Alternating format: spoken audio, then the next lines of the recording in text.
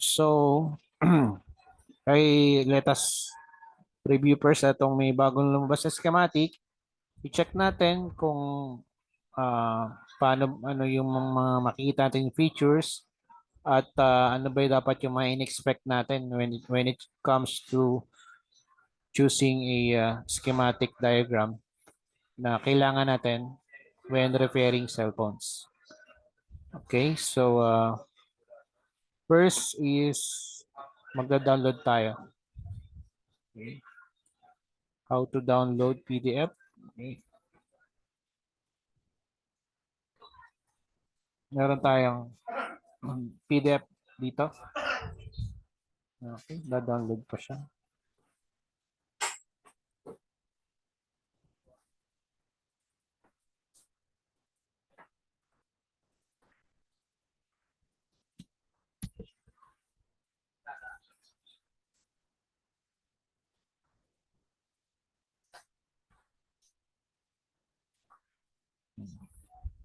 Medyo matagal siya. Okay, open. So, ito yung documentation niya kung paano siya i-download yung schematic na to.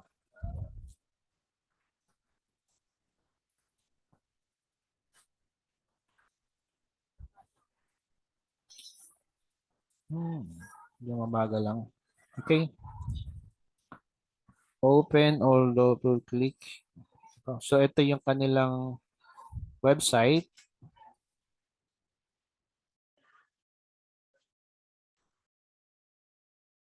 So, yung downloading installation nito magdedepende rin sa speed ng internet nyo. Sa akin, medyo mabagal ako kasi mabagal yung internet connection ko. No? So, kaya ako mabagal kasi mabagal yung internet connection ko. So, kung mabilis naman yung internet connection nyo, mabilis din yung download and installation ng inyong ng software na to. Okay? Like,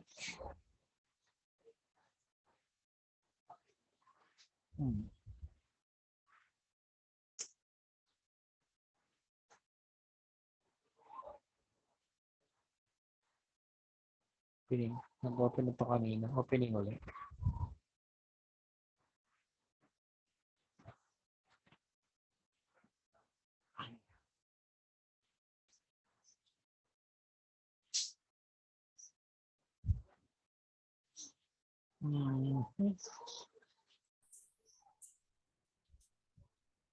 Okay. Tanggalin ko muna ito. Para bumilis.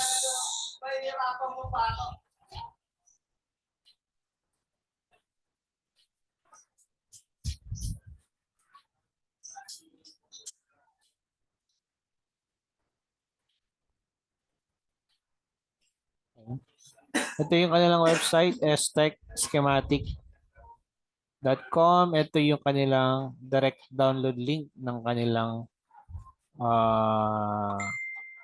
softwares. So, i-click natin yan.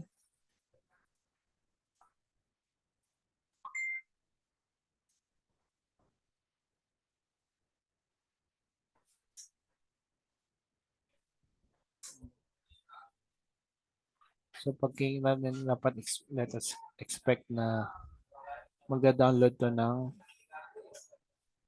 file. Okay. Click run. Okay, dito naman. Next. Then, install. Then, click finish. Ganun lang naman, no? So, once na ma-download mo, i-run mo lang yung software and puro next and install ka na. You're going to visit you just click, otherwise click. Okay. Nag-download na pala tayo. Nandito sa browser na to. Tingnan natin kung nandito. Ito yung default browser niya pagka nag-download. Depende sa computer nyo kung anong default browser niyo for downloading.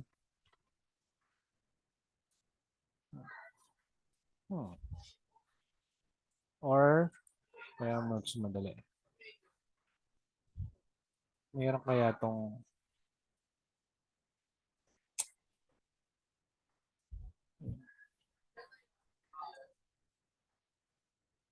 ulala, malware detected.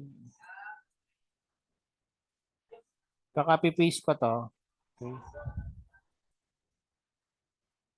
Okay. So, nadetect siya as malware. So, ignore nyo na lang yan. Pwede kayong gumamit ng Internet Download Manager.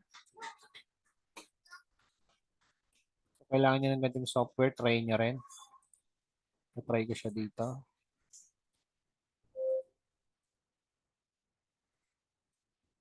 Ooh. Add URL. Okay.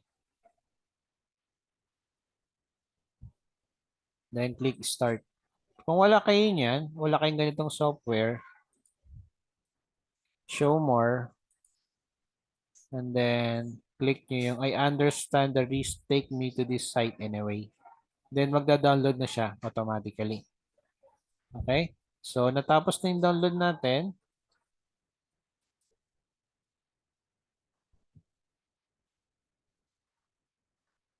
Okay, in-open folder ko lang kung saan nakalagay yung software na na-download natin.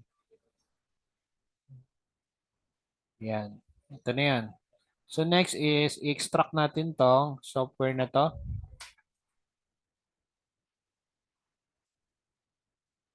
Okay, extract natin to. Right click and then extract to or extract here para mas mas madaling makita. Nilagay ko na ng extract to folder.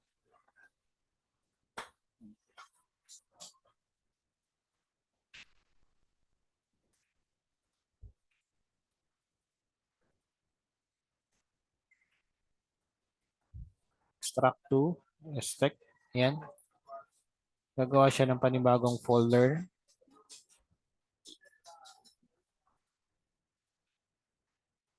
Okay. Pag na-detect ng antivirus nyo to, okay, pag na-detect na virus, kailangan yung i-disable yung antivirus nyo for 1 hour or something like that para lang mag-run to. So let's try natin i-run. Right click, run as admin.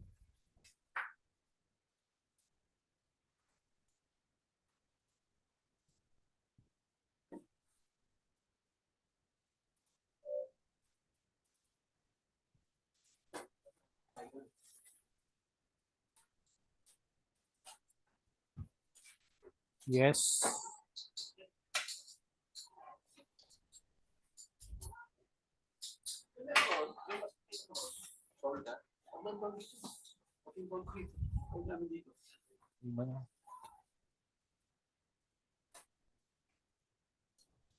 So ngayon, irara natin yung software and then puro next install lang tayo dyan.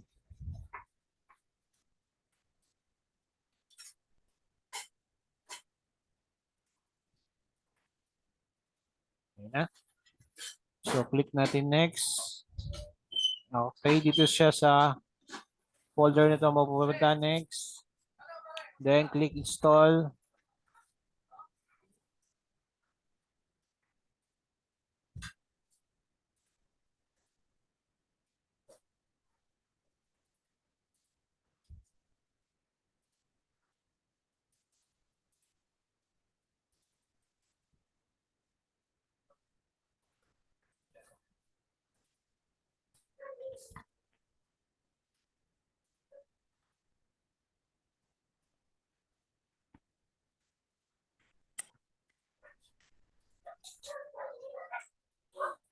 Then wait lang tayo.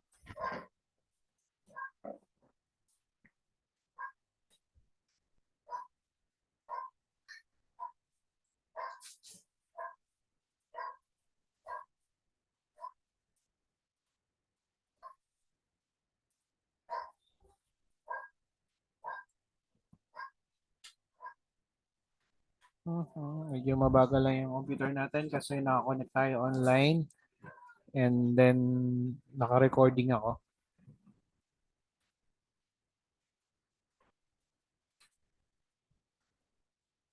Tayo lang tayo. So kung may tanong kayo kung sa magano kayo. Kung may biglang pumasok na tanong sa isip nyo, kung masagot ko, di masagot ko. So kung may tanong kayo, magtanong lang kayo. Okay? Okay, may magtanong. Agad kaya akong Okay po, sagutin. sir. Sasagot. Sir. Yes, sir. Okay po, sir. Oh.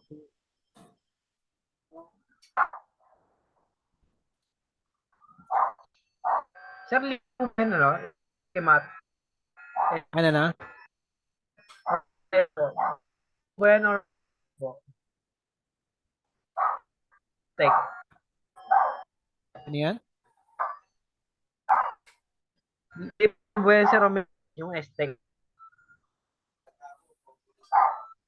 Ako, hindi ko maintindihan. Ano, sir? Sir, kung libre yung Estek, Kung libre may isa, sir. o kung may subscription to, yun ba yung tanong mo? Kung Apo, subscription ba to o libre? Di- tama ba? I-chat mo nga rito. Medyo malabo yung internet natin eh. Chat mo nga dyan, yung tanong mo.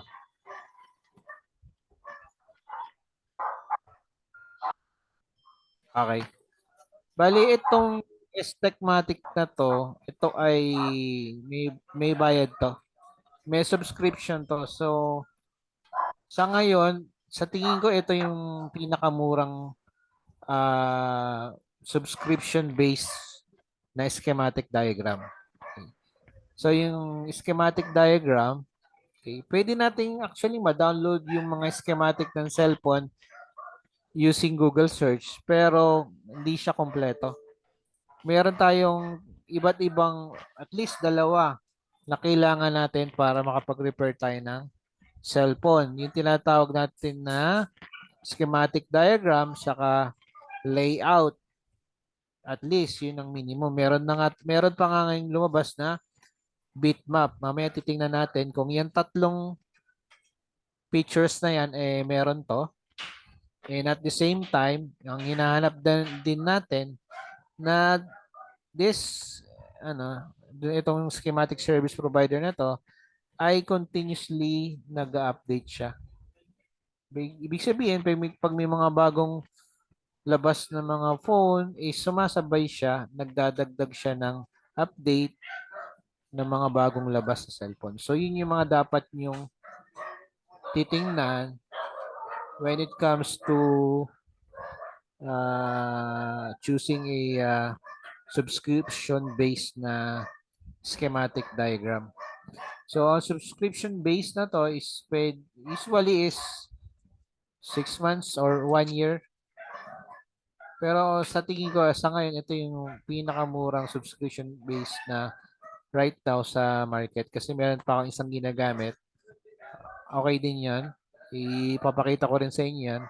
Saka ito rin ito i-review lang natin yan kung okay siya gamitin. Ito tayo. Okay.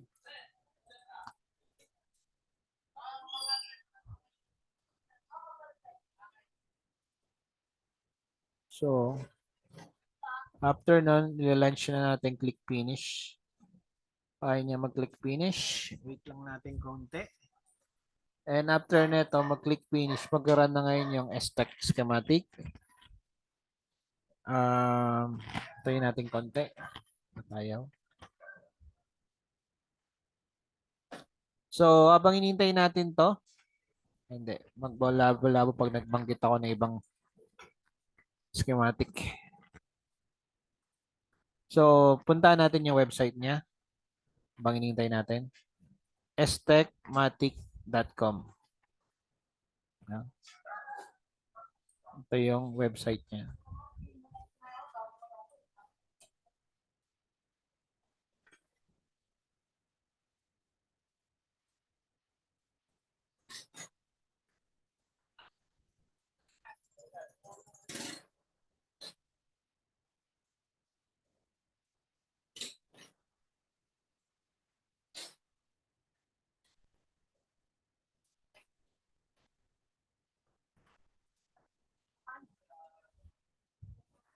Schematic.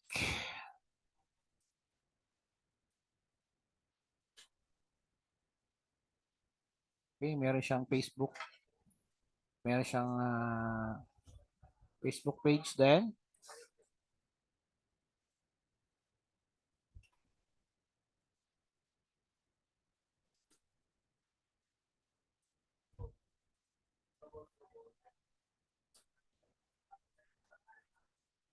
Tagal na ito.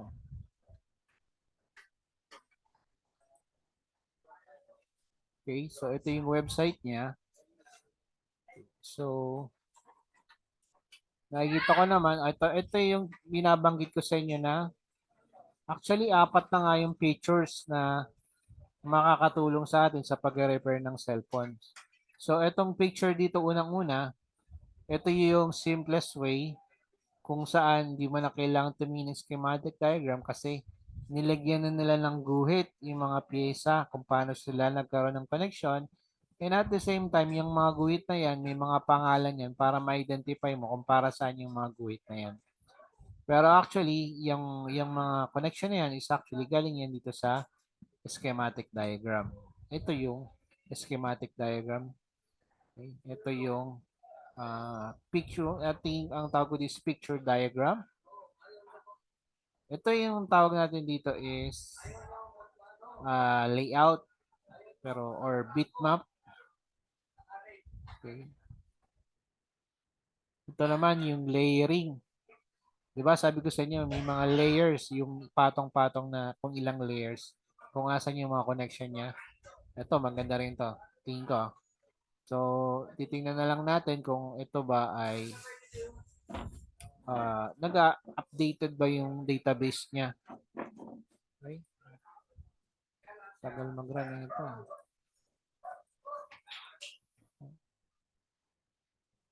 So, as you can see, ito yung mga supported na, ibig sabihin, yung mga models na yan, nandoon yan sa schematic diagram. So, yung una natin nakikita, ito ay mga Samsung. And then, meron din siyang mga schematic diagram ng Apple, iPhone, XR, XS Max. So, I think, iPad Pro, iPad mini, mukhang okay naman. Mukhang maganda naman yung list niya, mukhang updated, masabay. Ito naman yung mga Oppo na available sa kanya. Okay, ibig sabihin, makikita natin ito sa loob. Ito naman yung mga Huawei na model na available na makikita natin. Ayan, meron tayong mga Xiaomi. Okay, may mga Black Shark. Ito mga bago to, Black Shark. And then, meron tayong mga Vivo. Ito yung mga models ng Vivo. Motorola, meron din. Pero Motorola ngayon sa market ng Pilipinas is parang wala naman ako na-accept. LG, minsan meron. Okay, marami ding mga LG sa market natin. Lenovo, wala na. Pawala na sa market natin. Asus, ganun din. Infinix, ngayon, maraming Infinix sa market. Okay. Itel, tingin ko parang bihira ko makatanggap. And Meizu, meron na yan. Pantec, at yung iba pang advance. Tingin ko sa ibang bansa to. Okay. Ayaw niya mag-run. Okay. So, tingnan natin kung nasa program na siya.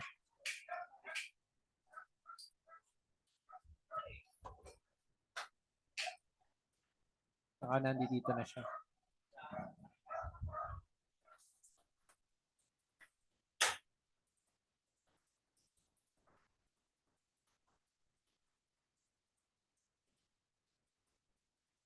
So, may error tayo. Windows Progress Tech. Okay. Tingin ko, kinain ng virus to. Pag once na nakita nyo ganyan, tapos make sure that you type cannot find, ibig sabihin, tingin ko, kinain ng antivirus yan. So, nade-detect niya as virus. So, ang gawin natin, try muna natin siyang let's say, disable for 1 hour. And then, i-run uli natin yung ating software. Saan napunta yun?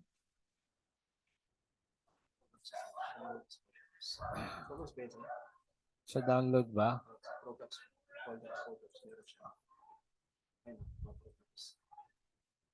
Hindi, wala dito. Balik na lang tayo rito sa open folder para malaman natin kung nasa napunta yan. So, in-extract natin. Ito yon. Tapos, i-run uli natin to. Run as admin.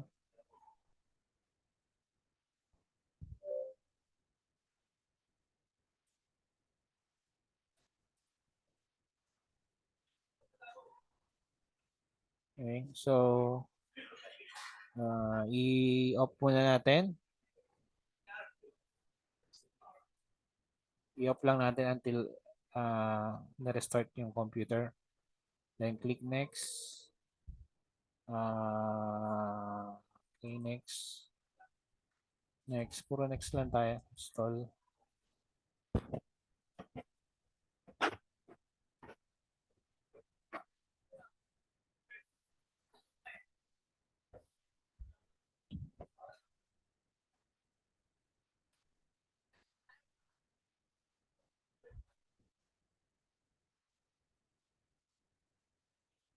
Okay, then click finish. So, right now, mag-open na ngayon yan.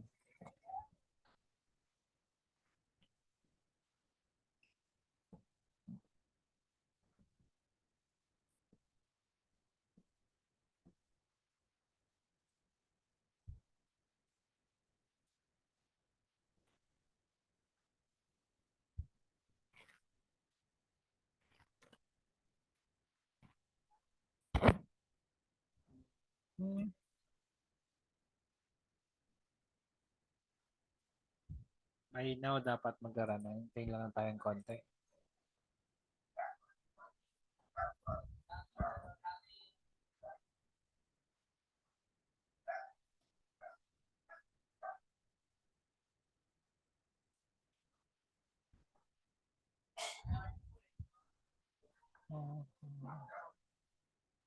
Try natin itong i-run. Run as admin.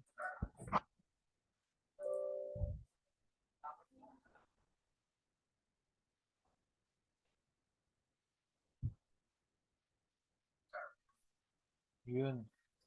Okay. So, ito na ngayon yung para makapasok ka. So, kailangan nating mag-register or mag-update. So, ilalagin ko yung username and password. Stop ko muna yung screen sharing.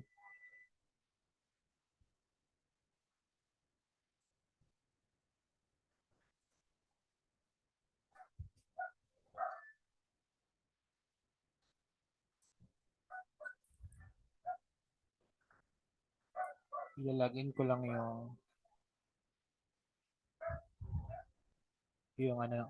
account niya.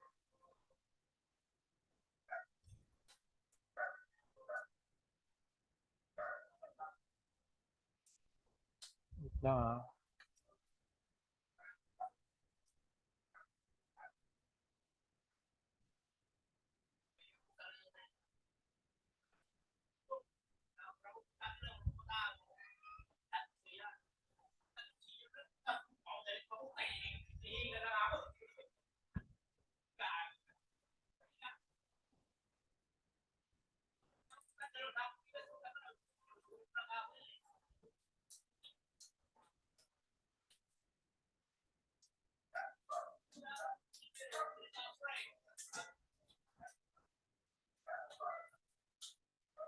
Okay.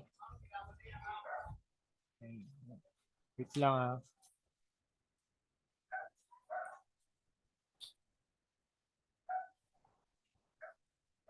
Copy. Register. Kailangan pala mag-register.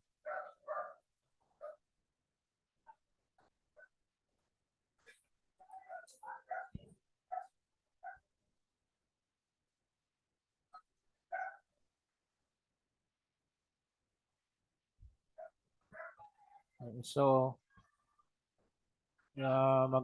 mag-register tayo. Let's say, uh,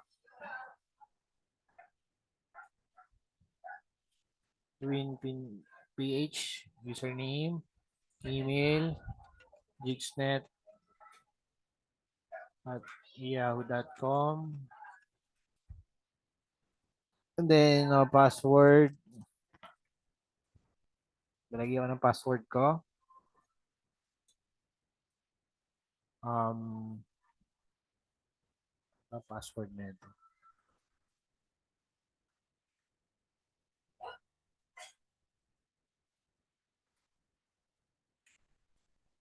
Kahit naman makalimutan niyo yung password, ano naman yan eh. May email address naman kayo, pwede niyong ma-recover yan. And then dito sa key code, yung binigay sa inyong key code ng ano ng service provider. Okay? So stop share ko lang muna para may ano ko.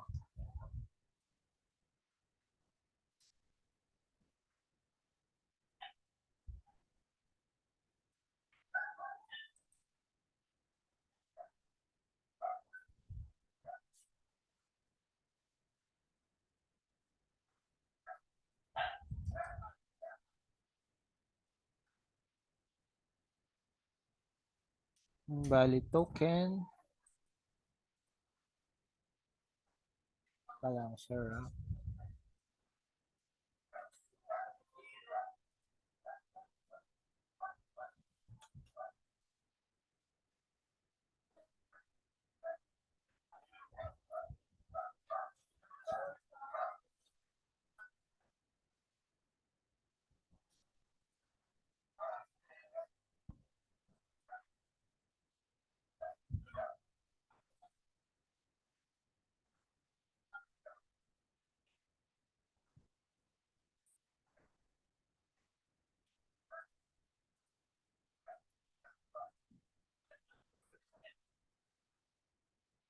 Bali yung lang.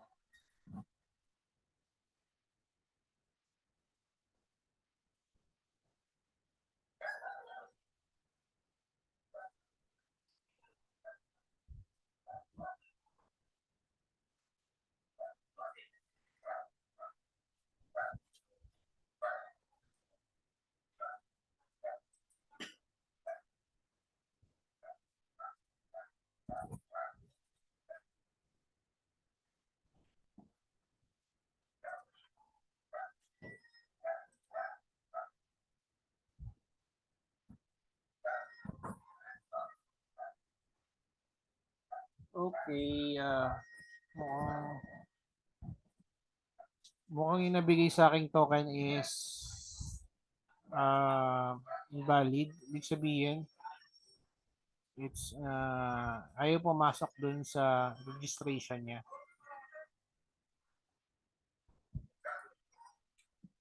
Hindi ko lang alam kung makasagot agad yung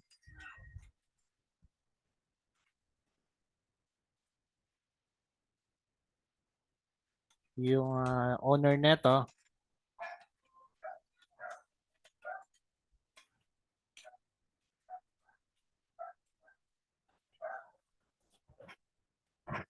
So, yun lang muna.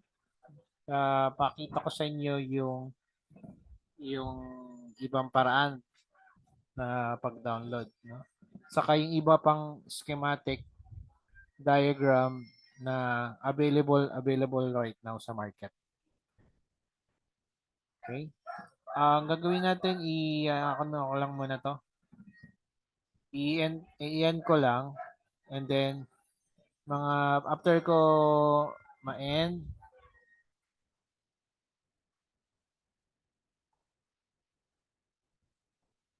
ko lang si Asan.